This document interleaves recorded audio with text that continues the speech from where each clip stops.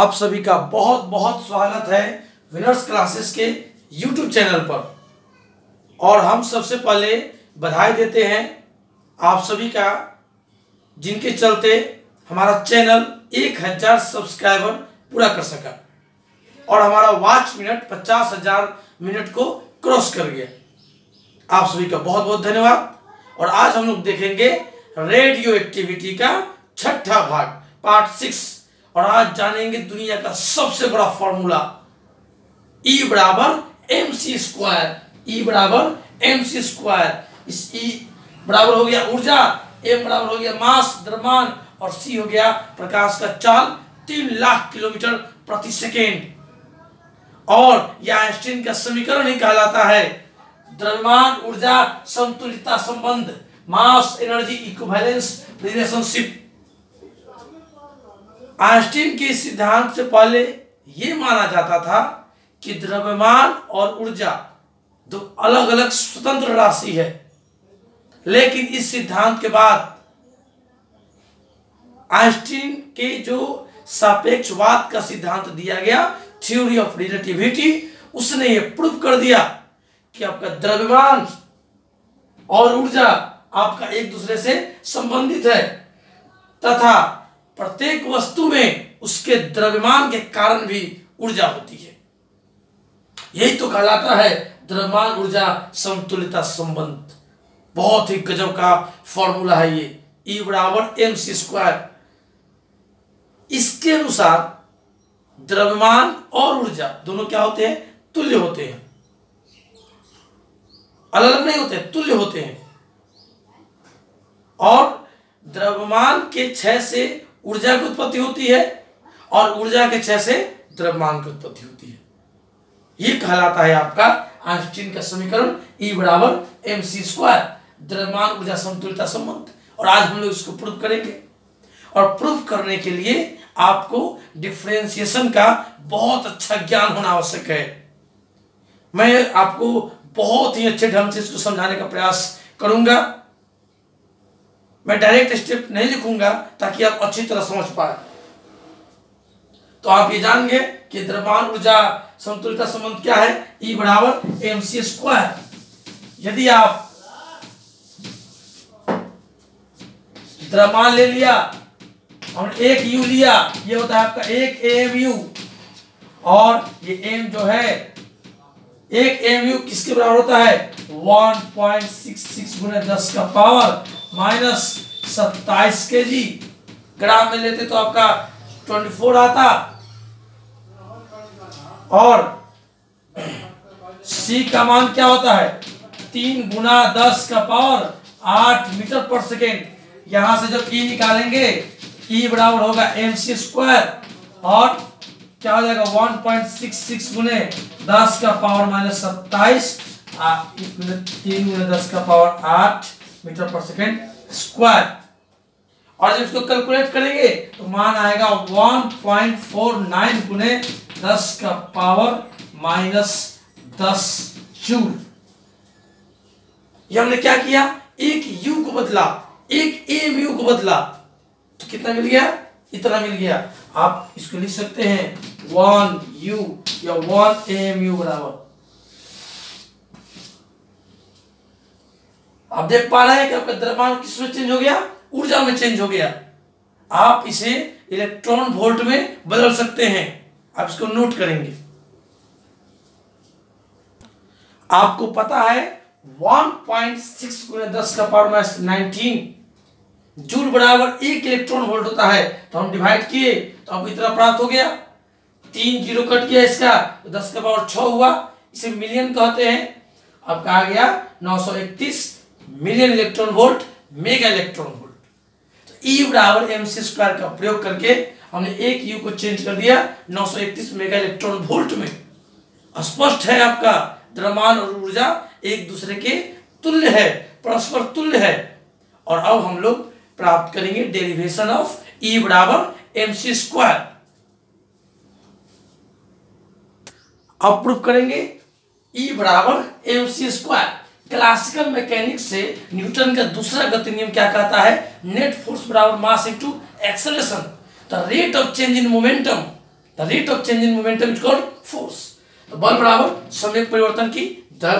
तो क्या लिख सकते हैं, F बराबर dP बटा dt, जहाँ P क्या है आपका, P बराबर संवेग होता है और P का मान क्या होता है, mass into velocity.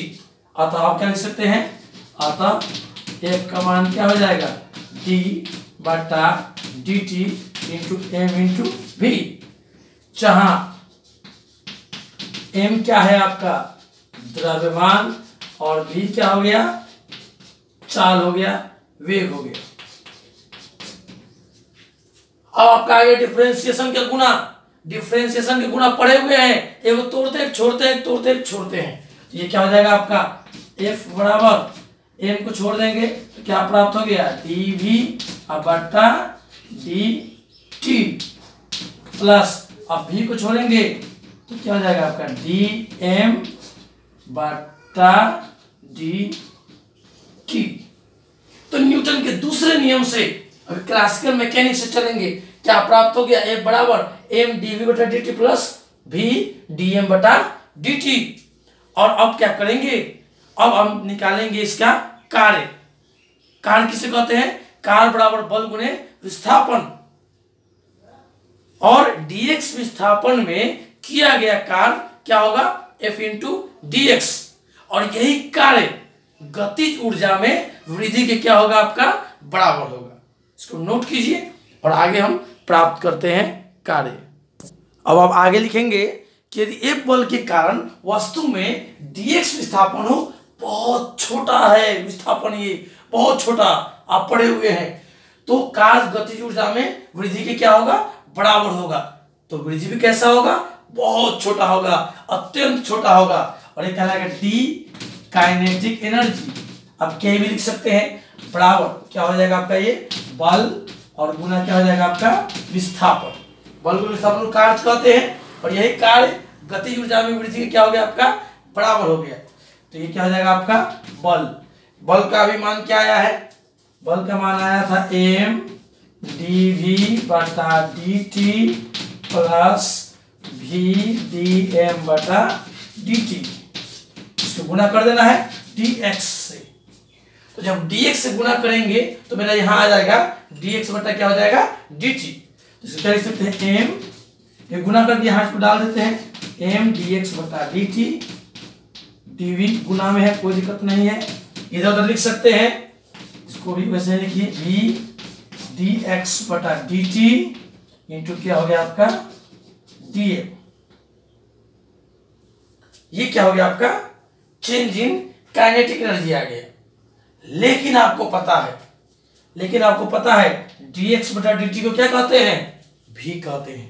The rate of change in displacement is called velocity. लेकिन dx बटा dt का मान क्या होता है, v होता है। आप इसे नोट करेंगे, पॉज करके नोट कर लेंगे।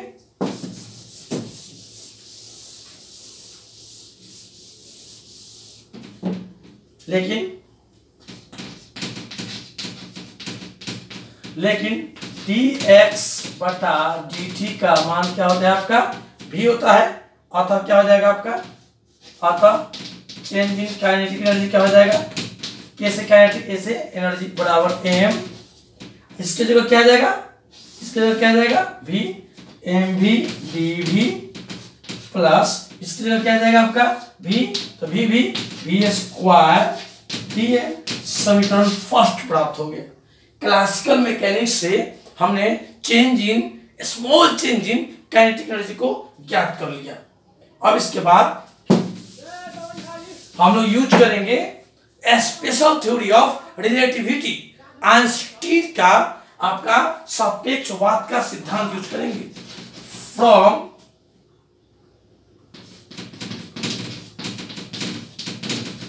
आइंस्टीन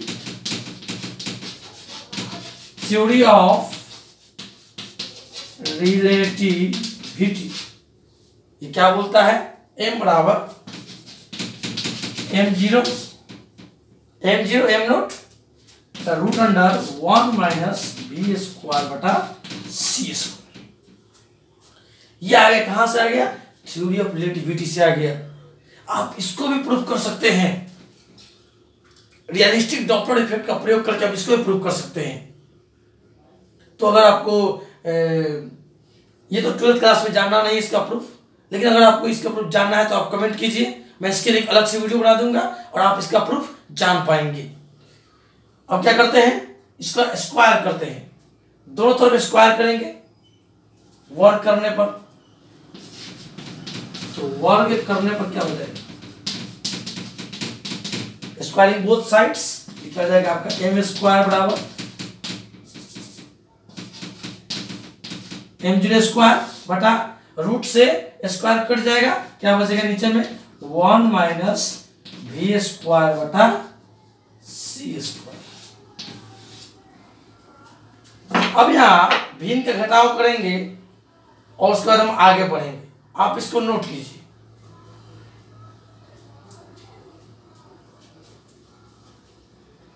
नोट कर लिएगा। चलिए फर्स्ट समीकरण का प्रयोग करेंगे। आप इसको इधर भेज दीजिए तो क्या लिख सकते हैं, एम स्क्वायर बटा m0 स्क्वायर बराबर 1 बटा ये क्या हो जाएगा आपका c square minus v square बटा क्या हो जाएगा आपका ये c स्क्वायर। अब क्या कर सकते हैं, ये आपका ऊपर चला जाएगा, एम स्क्वायर बटा m0 स्क्वायर बराबर ये क्या हो जाएगा c स्क्वायर बटा c square minus v square. आ गया, क्रॉस गुना कर दीजिए, क्रॉस गुना कर दीजिए, तीसरा से गुना कीजिए, क्या हो जाएगा m square c square minus m square v square बराबर m0 square into c square. बहुत अच्छा संबंध आ गया। अब हम लोग क्या करेंगे, इसको डिफरेंशिएट करेंगे। तो हम तो एक लाइन में डिफरेंशिएशन कर देंगे, हो सके आपको समझ में नहीं आए, हम एक लाइन में कर सकते हैं इसको डिफरेंशिएट। तो मैं लंबा कर देता हूं ताकि आप अच्छी तरह समझ पाएंगे। अब अवकलन करने पर differentiating both sides with respect to velocity. आप दोनों तरफ डिफरेंशिएट कीजिए, ठीक है। इसका डिफरेंशिएशन हम पूरा तौर पर आपको समझा देंगे, बहुत अच्छी तरह समझ में आ जाएगा। बस डिफरेंशिएशन के गुण आपको आना चाहिए, आप इसको नोट कीजिए। तो ये प्राप्त हो गया हमको इस प्रकार का डीवी के रेस्पेक्ट में करना डिफरेंशिएशन। चलिए स्टार्ट करते हैं इसको। c प्रकाश का चाल कांस्टेंट होता है, बाहर आ जाएगा c स्क्वायर। अब m स्क्वायर को निकालेंगे तो नीचे तो v है, टूटेगा नहीं, तो m के रूप में डालेंगे, तो m स्क्वायर क्या हो जाएगा आपका 2m इंटू क्या हो जाएगा आपका dm बटा dv माइनस, अब ये u इंटू v बढ़ा गया। जब u इंटू v बढ़ा गया तो क्या है, एक को छोड़ेंगे एक को तोड़ेंगे। तो मान लीजिए हमने m स्क्वायर को छोड़ दिया, m स्क्वायर को छोड़ दिया तो क्या हो जाएगा dv स्क्वायर बटा dv प्लस, अब v स्क्वायर को छोड़ेंगे तो dm स्क्वायर बटा आपका आ गया dv बराबर, यह rest mass m0, rest mass c क्या है प्रकाश का चाल, दोनों कांस्टेंट है और कांस्टेंट का डिफरेंशिएशन क्या होता है 0। यह आ गया आपका। और क्या लिख सकते हैं इसको, c square 2m into dm बटा dv। अब इसको तोड़ेंगे, ये यहाँ पे क्या माइनस था, m square into v square का क्या आ जाएगा आपका 2v, कोई दिक्कत नहीं, प्लस v स्क्वायर पहले से था इंटू, अब dm स्क्वायर बटा dv सेम, तो ये आ गया आपका जो यहाँ पर था dm स्क्वायर बटा dv आ गया सेम। तो m स्क्वायर क्या हो जाएगा आपका, m स्क्वायर का क्या आ जाएगा आपका 2m हो जाएगा, ठीक है। और ये क्या बच जाएगा आपका dm बटा dv, ये हो गया। और क्या कर देंगे इसको बराबर 0 कर देंगे। बहुत सिंपल सा डिफरेंशिएशन है और कुछ नहीं है। अब ये क्या करेंगे, माइनस को हटाइए, क्या आ गया c स्क्वायर 2m dm बटा dv माइनस क्या हो गया m स्क्वायर 2v, इसको लिख सकते हैं ऐसे 2m square v plus 2mv square into dm बटा dv और क्या हो गया 0। प्रत्येक टर्म में डीवी से गुना कर दीजिए, आप दोनों साइड डीवी से गुना कर दीजिए, या भिन्न का जोड़ घटाव कर दीजिए, ये आपको आता है। ये माइनस था, ये भी क्या हो जाएगा आपका माइनस हो जाएगा। बात समझ रहे हैं? आप भिन्न का घटाव कीजिए या प्रत्येक टर्म में दोनों साइड डीवी से गुणा कीजिए। इसको लिख लेंगे आप, तो क्या आएगा,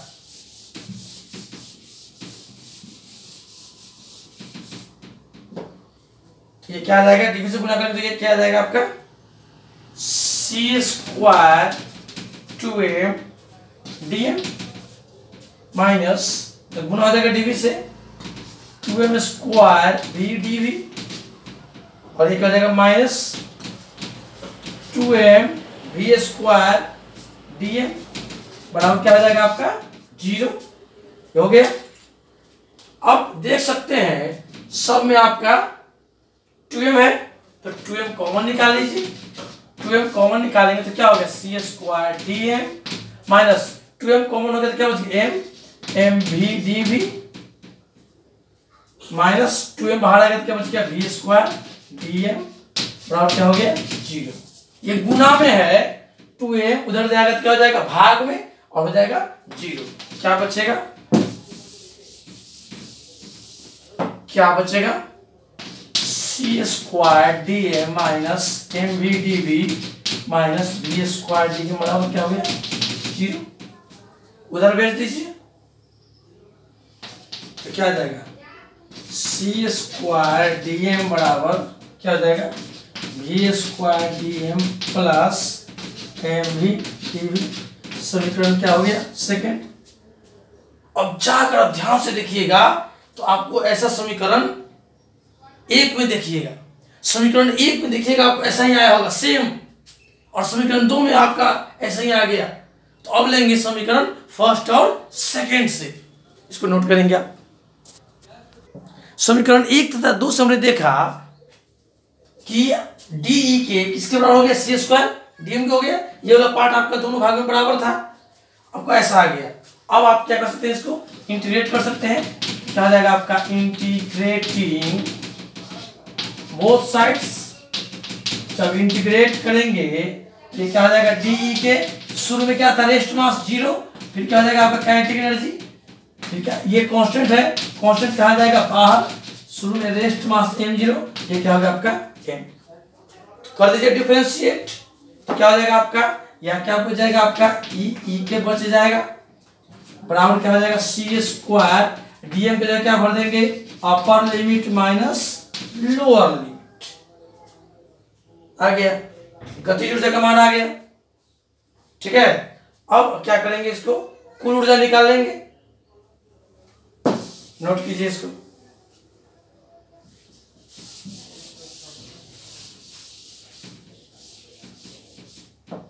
तो क्या हो जाएगा आपका ई के बराबर M C square minus M 0 C square. अब यहां बात करते हैं कुल ऊर्जा की, टोटल एनर्जी की बात करते हैं। या कुल ऊर्जा क्या हो गया आपका, कुल ऊर्जा बराबर ये हो गया गतिज ऊर्जा काइनेटिक एनर्जी, गतिज ऊर्जा प्लस रेस्ट मास एनर्जी, और ये हमने बहुत मेहनत से प्राप्त कर लिया M C square minus M 0 C square, और रेस्ट मास एनर्जी क्या हो गया आपका M 0 C square. Rest mass energy क्या हो गया एम 0 सी स्क्वायर।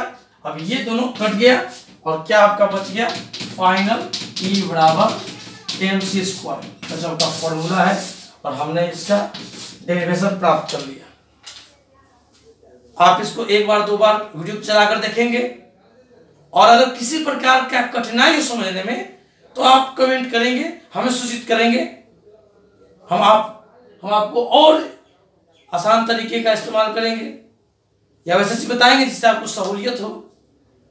बहुत बहुत धन्यवाद।